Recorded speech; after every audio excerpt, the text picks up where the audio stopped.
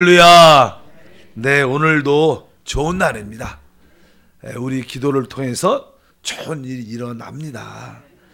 자, 오늘도 우리 어제까지는 우리 주 예수님의 그 사역 안에서, 이 땅에서의 사역 안에서 이 하나님의 거룩한 질서의 회복의 모습이 어떻게 나타났고, 또 한편적으로 또 사단의 혼란은 어떻게 나타났는가에 대한 말씀을 나눴습니다. 이제 예수님의 부활 승천하시고 나서 이제 그 후에는 성령이 부어짐으로 말미암아 제자들의 사역이 시작됩니다.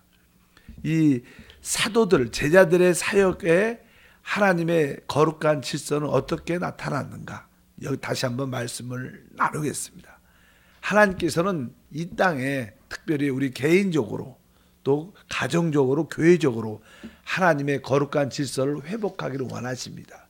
그 회복하기 원한다는 그런 의미는 어떤 의미를 갖고 있는가? 아까 사도들로부터 보면 일단은 이 예수님이 승천하시고 나서 이제 12 제자와 함께 또 항상 예수님을 따랐던 여러 우리 자매들, 여자분들이 있었는데 그들도 함께 마가의 다락방에 모여서 뜨겁게 기도하는 그런 말씀이 기록되어 있습니다. 사도행전 1장 여기 14절과 15절에 보니까 12 제자의 이름이 쭉 13절에 기록되어 있고 14절에 그 이에 또 보니까 여자들과 예수의 어머니 마리아와 예수의 아우들과 더불어 마음을 같이하여 오로지 기도에 힘쓰더라. 모인 무리수가 약 120명이나 되더라. 이렇게 말씀을 합니다. 이 말씀을 통해서 알 수 있는 것은 일단은 그들이 모이기를 힘썼다는 사실이 중요합니다. 그리고 나 특별히 여기 14절에 보니까 더불어 마음을 같이하여. 한번 따라할까요? 마음을 같이하여. 그러니까 사실 나는 한 마음을 갖고 부르짖었다는 것입니다. 그런데 이게 우리가 우리 안에 거룩한 질서, 하나님의 역사가 나타나려면 일단은 우리 모든 믿는 자들이 마음을 어떻게 해야 돼요? 같이 해야 돼요. 우리가 마음이 같이 될 때 하나님의 거룩한 질서가 회복된다. 또 가정도 마찬가지죠. 가정도 이 모든 가족들이 마음이 같이 될 때 바로 하나님의 질서가 회복되는 것이다. 뭐 우리 나라도 마찬가지고 어찌하든지 이 거룩한 질서는 모든 성도들이 교회 안에서 마음을 같이 할 때 하나님의 뜻이 이루어짐을 우리가 알 수 있습니다. 이렇게 마음을 같이 할 때 이제 하나님께서 우리에게 약속하신 그러한 성령의 축복이 임하게 되죠.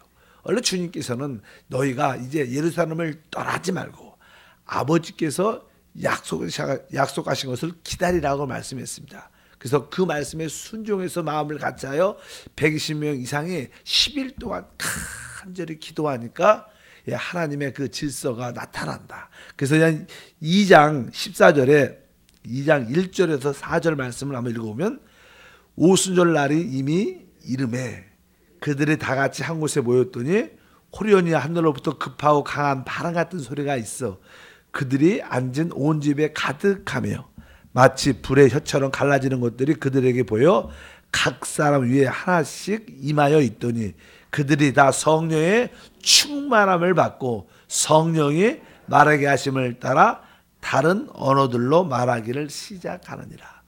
바로 아까 마음을 같이하여 한 마음으로 기도할 때 또한 거룩한 질서의 회복의 모습은 바로 이제 성령의 충만을 받는 겁니다. 그래서 우리가 성령 충만 받는 것이 곧 뭐예요?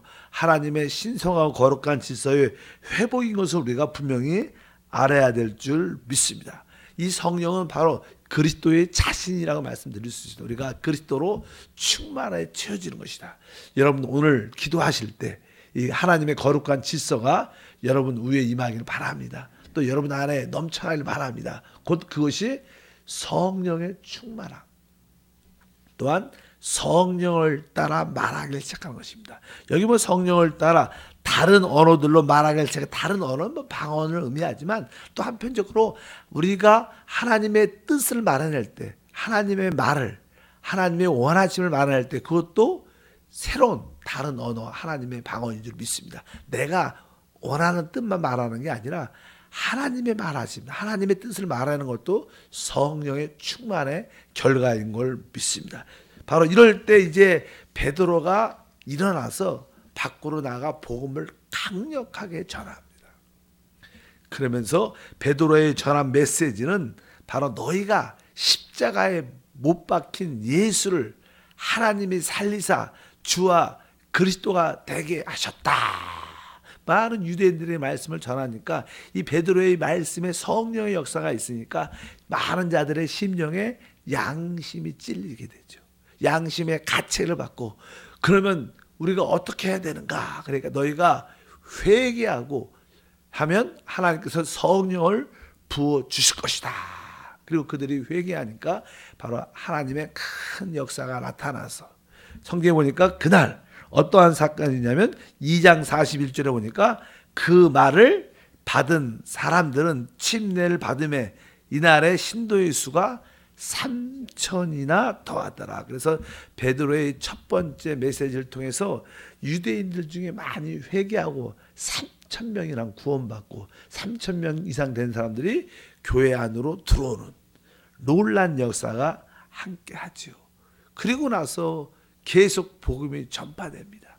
놀랍게 하나님 말씀이 증거될 때마다 점점 많은 사람들이 구원을 받게 되는 역사가 있게 되고 4장 4절에 보면 이렇게 말씀을 들은 사람 중에 믿는 자가 많으니 남자의 수가 약 5천이 되었다. 그러니까 이 말씀을 자세히 보면 한 번에 3,000명이 회개하고 또 한 번에 5,000명이 회개했다는 그런 의미보다는 3,000명이 그냥 회개하고 교회 안에 들어왔고 또 더 많은 사람들이 계속 들어와서 이 5,000명 합해서 5,000명이 됐다 이런 뜻이 더 정확하지 않을까. 이렇게 우리가 보통 한 번에 외칠 때 3,000명 5,000명이 회개한 게 아니라 이 말씀이니까 그냥 결국 남자의 수가 남자만 말하는 남자의 수가 한 더 이상 3,000명에서 또 2,000명 이상 증거돼서 5,000명 이상 됐다는 그런 말씀이 여기에 또 한 기록되어 있습니다. 그럴 때마다 그 교회 성도들이 무엇을 했느냐, 이제 말씀에 있는 것처럼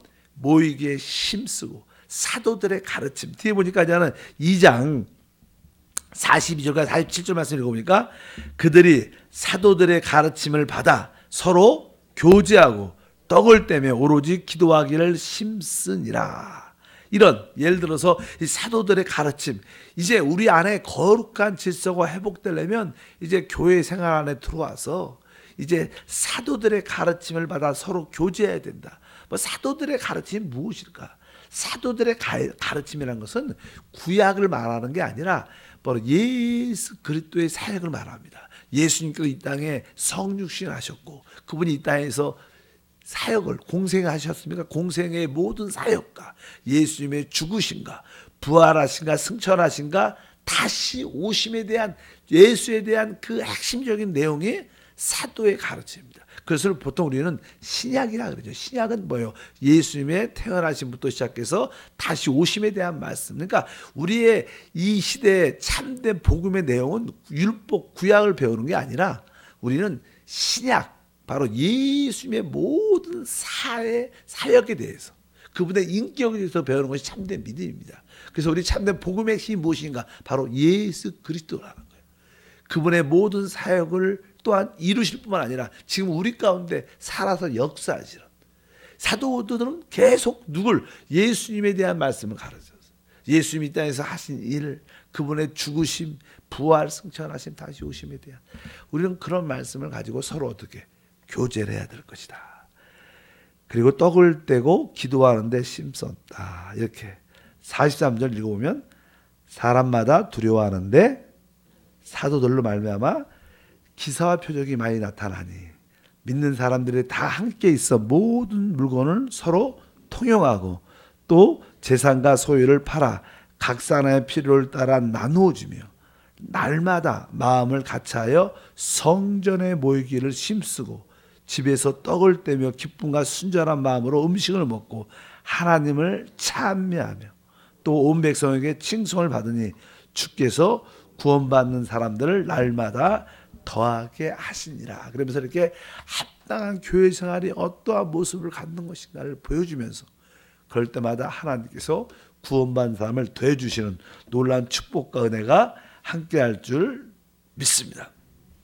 그러면서 이제 하나님 말씀은 점점 많은 지역에 퍼지게 되고 말씀이 살아 역사하게 된다. 이런 표현들이 기록되어 있는데 계속 6장 뒤에 보면 6장 7절 보니까 하나님의 말씀이 점점 왕성하여.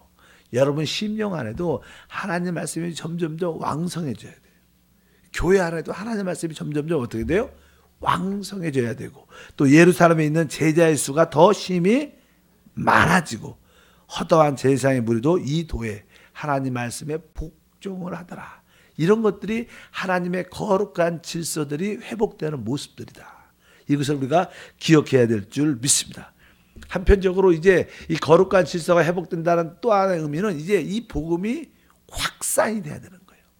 이 땅끝까지 복음이 전해지는 것이 거룩한 질서인 줄 믿습니다. 그래서 이제 이 예루살렘에만 하나님의 은혜가 있고 그들이 흩어지지 않고 복음에 대한 뜨거운 전함이 약해지니까 이제 핍박이 오게 되고 그러나 그 핍박을 통해서 복음은 전해진다. 그래서 이게 사도행전 8장에 보면 핍박이 온 결과를 보여줍니다. 그러니까 사울은 그가 죽임을 당함을 마땅히 여기더라. 그날에 예루살렘에 있는 교회에 큰 박해가 있어. 사도 외에는 다 유대와 사마리아 모든 땅으로 흩어지냐. 그러니까 어떻게 보면 이게 우리가 복음을 받은 사람들이 이렇게 흩어지는 것은 거룩한 질서입니다. 왜? 우리가 복음을 받았기 때문에 우리가 해야 될 일은 뭡니까? 우리는 복음을 받고 생명을 갖고 있기 때문에 만나는 들에게 이 생명을 전할 수밖에 없어요. 야, 하나님 살아계시다. 그분이 성령으로 우리와 함께한다.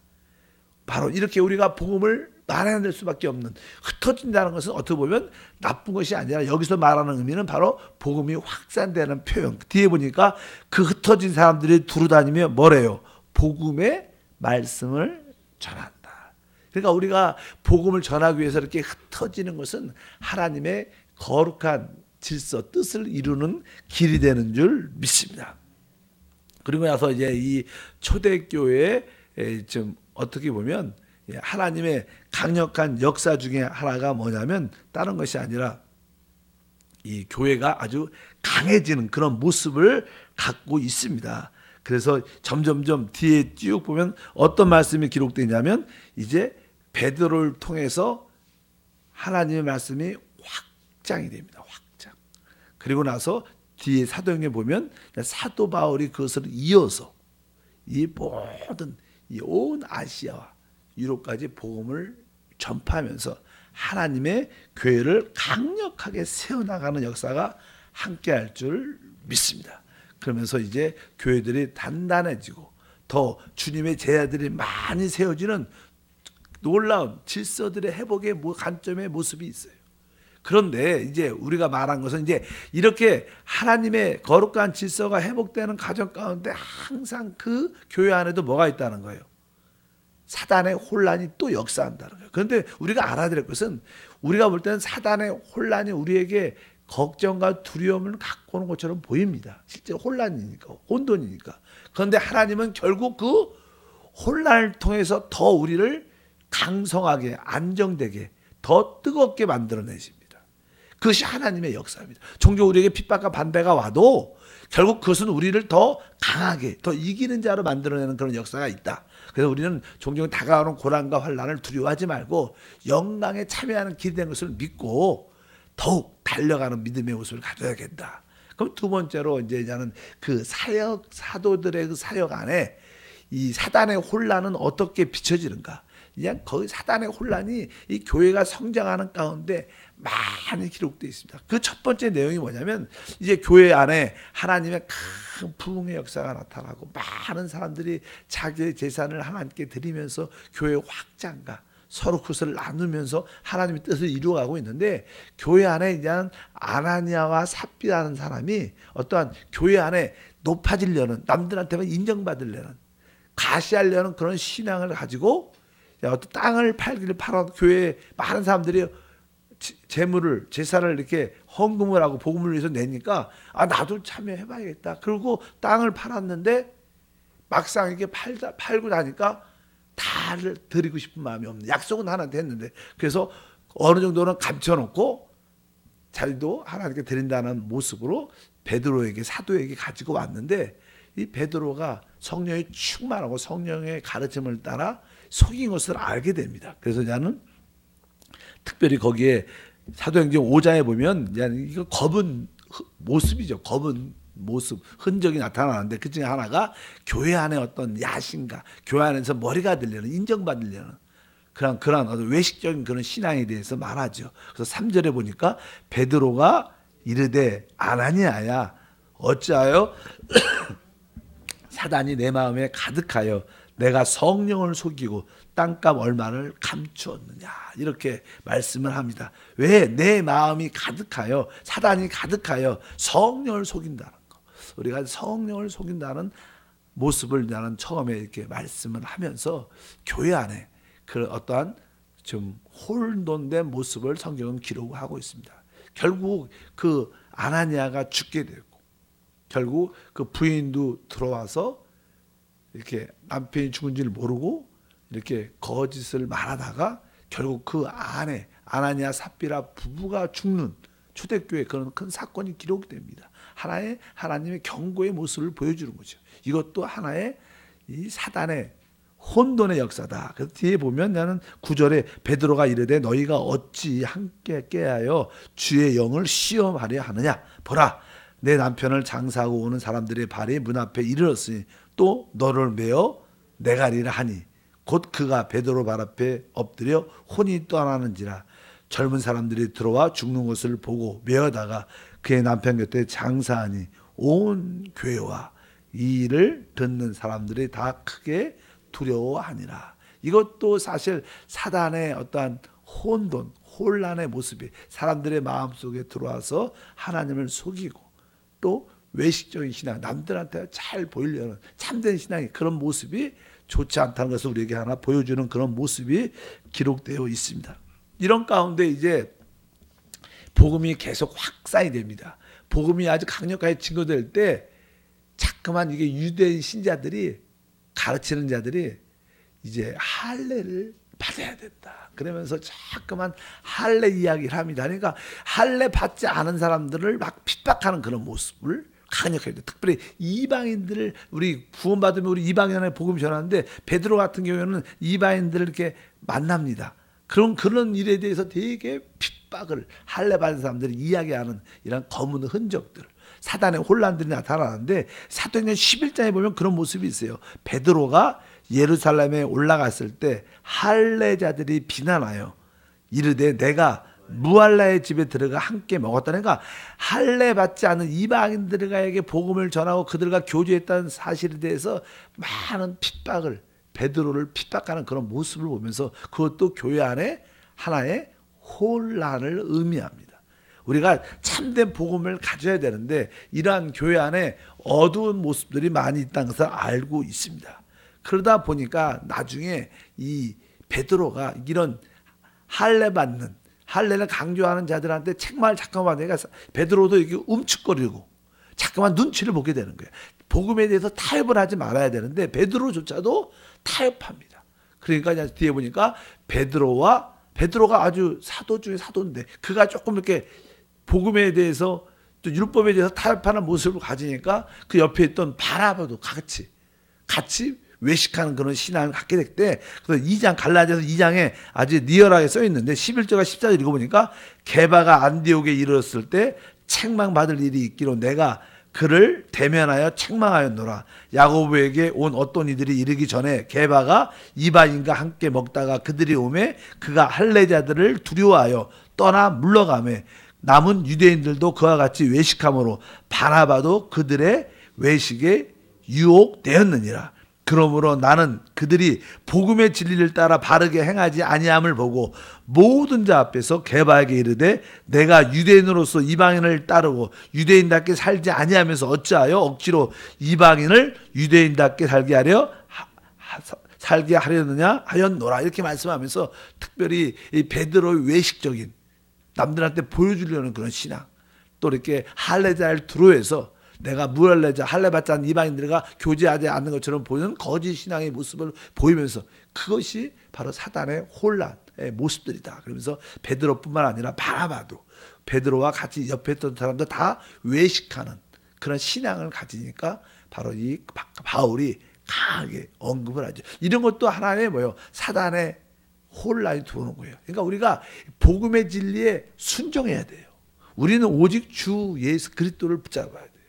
다른 율법적인 구약적인 가르침에 붙잡으면 그것은 우리가 외식하는 신앙이 됩니다. 우리는 타협하지 말고 그분이 우리의 구원자고 그분이 우리의 생명이고 그분만이 우리의 길과 진리와 생명이 되시는 줄 믿습니다. 그런 말씀이 쭉 기록되어 있습니다. 그리고 나서 또 이제 어떤 모습이 기록되어 있냐면 이 사단의 혼란은 지속적으로 계속 나타납니다. 그래서 이제는 아까 말씀한 것처럼 할례를 강조하는 그런 모습이 많이 나타나고 또 그뿐만 아니라 이제 뒤에 쭉 보면 이제 바울의 사역과 바나바의 사역이 있을 때 서로 이렇게 싸우죠. 싸워. 둘이 가장 최고의 사역자들이 서로 부딪혀갖고 싸웁니다. 왜? 이제 제2차 선교여행을 가는데 바나바는 자기 조카를 데리고 가고 싶고 이 바울을 볼 때는 그가 1차 여행 때 중간에 가다가 힘들다고 포기했는데 그런 자들을 책임 없는 자들을 데리고 다니면 안 된다. 막 이렇게 언쟁이 돼갖고 결국 바나바와 바울이 싸우는 그런 이야기가 다 갈라지는 나누어지는 그런 이것도 사단의 혼란이 그들 가운데 역사했기 때문에 나누어짐이 있었던 것이다. 그래서 거기에 대해서 나는 이렇게 기록되어 있죠. 사도행전 15장입니다. 한번 읽어볼까요? 며칠 후 바울이 바나바더러 말하되 우리가 주의 말씀을 전한 각성으로 다시 가서 형제들이 어떠한가 방문하고자 하되 바나바는 마가라 하는 요한을 데리고 가고자 하나 바울은 밤빌리아에서 자기들을 떠나 함께 일하러 가지 아니한 자를 데리고 가는 것이 옳지 않다 하여 서로 심히 다투어 피차 갈라서니 바나바는 마가를 데리고 배 타고 구브로로 가고 이러면서 이제 바울은 교회 안에 축복받고 떠나게 되죠. 여기 뭐냐는 바울과 바나바가 갈라지는 이것도 사단의 혼란이 들어와서 그렇다. 그리고 나서 늘 말씀하지만 그리고 나서는 이 바나바의 이름이 그다음부터 한 번도 안 나온다. 이것은 이 하나님이 볼 때는 그 바나바가 이제 아예 사역을 안 했다 이런 뜻은 그 나름대로 사역을 했겠죠. 사역을 열심히 또 마가하고 열심히 했겠죠. 그러나 이 성경에 기록되지 않는 이유는 바로 하나님은 하나된 길을 가기를 원한다는 거예요. 그래서 우리가 이 하나됨 안에 그 길을 가는 것이 얼마나 주님께 기억된 것을 우리가 기억해야 될 줄 믿습니다. 그러면서 그냥 교회 안에 아까 말씀한 것처럼 자꾸만 교회의 복음의 진리를 강력하게 붙잡아야 되는데 이단적인 가르침 구약적인 가르침을 갖고 나오는 사람들이 잠깐 많으니까 바울이 이제 강하게 그 초대교회 안에가 성령 충만한 모습도 있었지만 자꾸만 이단적인 잘못된 가르침이 되게 많았습니다. 그 초대교회. 그렇기 때문에 뒤에 보니까 이제는 그 빌립보서에 이제 3장 2절에 이렇게 말하죠. 개들을 상가하고 행악하는 자들을 상가하고 몸을 상해하는 일을 상가하라 이렇게 말하는 거죠. 빌립보 교회 안에 이렇게 율법을 강조하는 할례를 강조하는 그것은 이단입니다. 여러분 우리의 구원은 그리스도의 은혜로 이루어지는 거예요. 우리가 외적인 어떤 행함을 갖고 할례를 받고 외적인 열심히 한다고 구원받는 게 외적인 표현이 아닌데 자꾸만 구약의 율법에 익숙한 사람들은 그런 것을 받아야 된다. 이거 하나님 주신 계명인데 율법 누가 주고 하나님 줄 거 아니야. 이거 지켜야 된다. 잠깐 말은 그럴 텐데 율법은 하나의 그림자죠. 이거 역시 그렇게 말씀하는데 그래서 잠깐 율법을 강조하니까 아주 그런 율법을 전한 자들을 사도 바울이 아주 기분이 나쁘니까 뭐라 그래요? 개들이라고 개들. 좀 이렇게 아주 안 좋은 말이죠. 개들을 상가하라. 율법을 가르치는 할례를 강조하는 자는 다 뭐라 그러는 거? 개들이라는 거예요. 이렇게 말씀하고 또 행악자들, 그러니까 악한 일을 행하는 자. 왜? 다른 사람을 지옥으로 데리고 가는 거니까. 그리스도의 은혜를 상실케 만드는 거니까. 그 다음에 상가고 몸을 상해한 일을 상가라. 그래서 아주 이게 여기 표현이 강하지. 몸을 상해한다는 것은 할례 받은 자들 말 할례. 그러니까 할례를 보면 산을 이렇게 베잖아요. 그러니까 이것은 자애라는 거예요. 자애. 진짜 쓸데가리 없고 진짜 가치 없고 자기 몸을 상해하는 여러분 할례는 가치가 없다고 말하는 거예요. 왜? 복음만이 참된 거다. 그리스도만이. 이렇게 아주 강하게 교회 안에 조금 이게 사단의 혼란이 들어온 일에 대해서 사도 바울이 절대적으로 언급하는 그런 모습을 가져오고 2장 4절을 갈라디아서 읽어보면 이는 가만히 들어온 거짓 형제들 때문이라. 그들이 가만히 들어온 것은 그리스도 예수 안에서 우리가 가진 자유를 엿보고 우리를 종으로 삼고자 합니다. 그리스도 안에서 우리에게 참 자유를 주셨습니다. 모든 자유를 주셨는데 자꾸만 율법이란 종에 다시 갓 잡히게 하는 거짓 형제들, 이단이죠, 이단. 이런 자들을 조심해야 된다. 그러면서 또 점점 교회 안에 그 그리스도가 아니라 다른 가르침. 여기 나오죠. 2장 8절에 골로새서 읽어보면 누가 철학과 헛된 속임수로 너희를 사로잡을까 주의하라. 이것은 사람의 전통과 세상의 초등학문을 따르며 그리스도를 따름이 아니라. 우리의 참된 신앙생활은 바로 그리스도의 말씀을 따라 그분을 성령을 따라 사는 건데 자꾸만 세상적인 가르침과 철학과 사상을 가지고 와서 그것을 좋은 교회 생활에 더 좋은 발전이라는 것을 말씀하면서 속이는 것들이다. 그러면서 뭐 주일날도 이런 말씀이 있었어요. 철학이라는 것은 어떤 하나의 사상들이죠. 사상들. 그러니까 뭐 정치도 하나의 사상이죠. 그러니까 우리가 뭐 진보든 보수든 자기들의 그 사상, 자기들의 철학을 관철시키려는 국민을 연습을 해서 한번 이걸 시도해 보려는 그게 되게 안 좋은 거죠. 사실은 그런 뜻은 아니겠지만 결국 이러한 것조차 근데 이런 철학과 사상들은 대부분 이런 가르침도 이것은 바로 사람들의 생각에 주입을 주는 겁니다. 근데 우리 참된 신앙은 하나님의 진리의 말씀은 어디에? 우리 영 안에 두는 거예요. 여러분들 영 안으로 말씀을 받아들이기 바랍니다. 그럴 때 우리는 모든 사단의 혼란에서 이길 수 있다. 기도합니다. 하나님 아버지 감사합니다. 다시 한번